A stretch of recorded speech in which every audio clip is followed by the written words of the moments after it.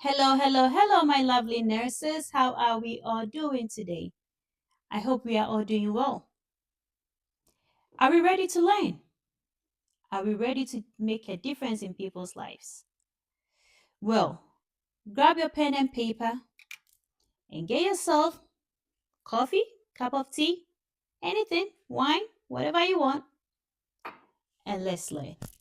Today, I want us to look at 10 warning signs of a rapidly declining patient. So, we're going to go straight to the point.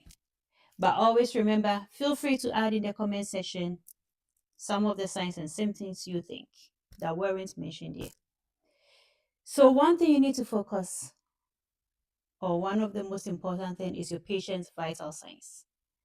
So that's your temperature, blood pressure, your heart rate, your respiration, your oxygen.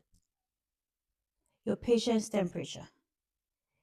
Is it too low, below 36 degrees Celsius?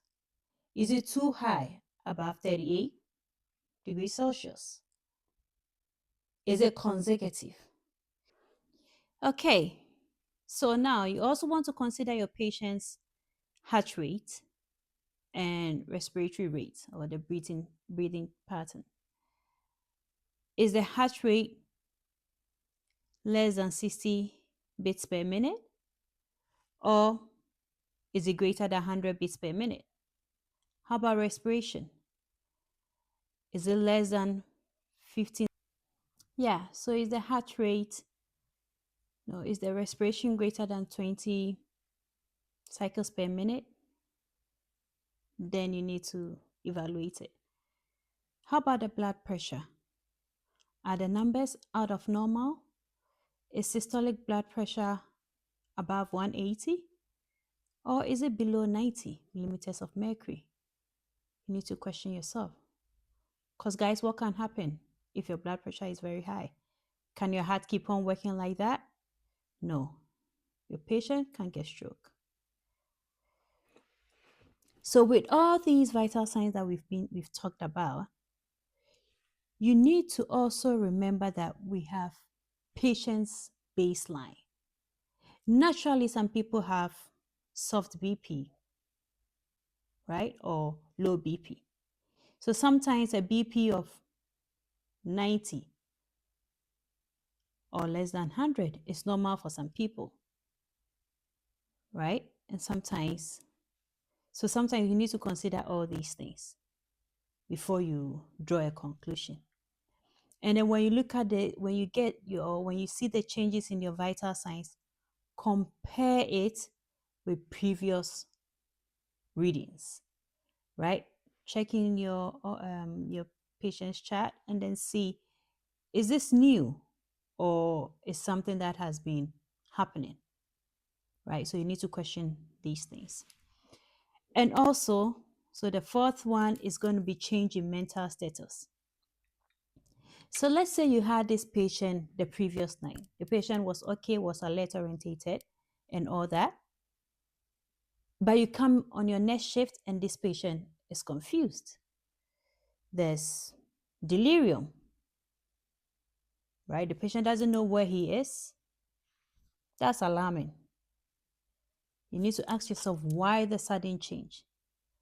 It means there's something going on. And also your patient's urine output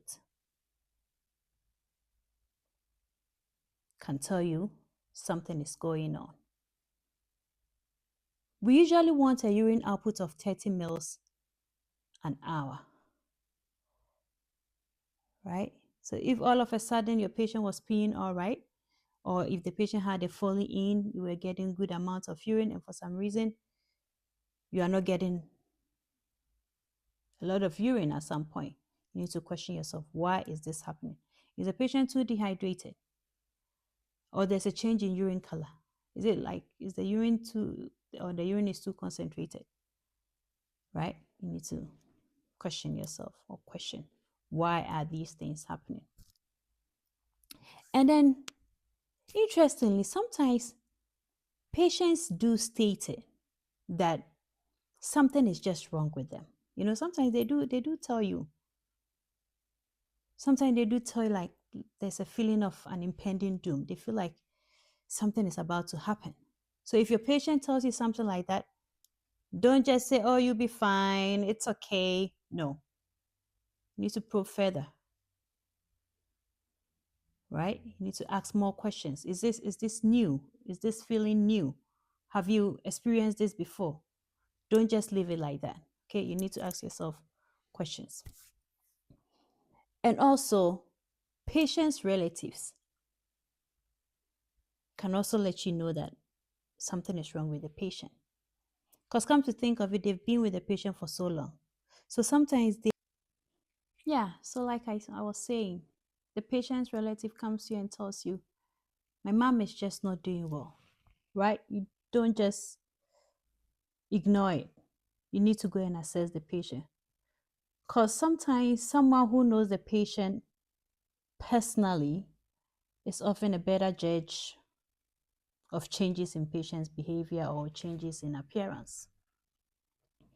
And okay, so your 8 point is shortness of breath or having a tight feeling or discomfort in the chest. Because shortness of breath can be a sign of heart attack. It can be a sign of pneumonia, infection, and even pulmonary embolism, especially for your post-op patients. So you need to pay attention to that. And then your 9th point is going to be acute pain, sudden pain. Let's say your patient was just taking 1 milligram of hydromorphone and for some reason, post-op day 2, 3, now the patient is taking more. Is in excruciating pain. That could be a sign of infection also. And then lastly is change in color. Patient is just pale, right? Because this could be leading to, or this could be a sign of internal bleeding or shock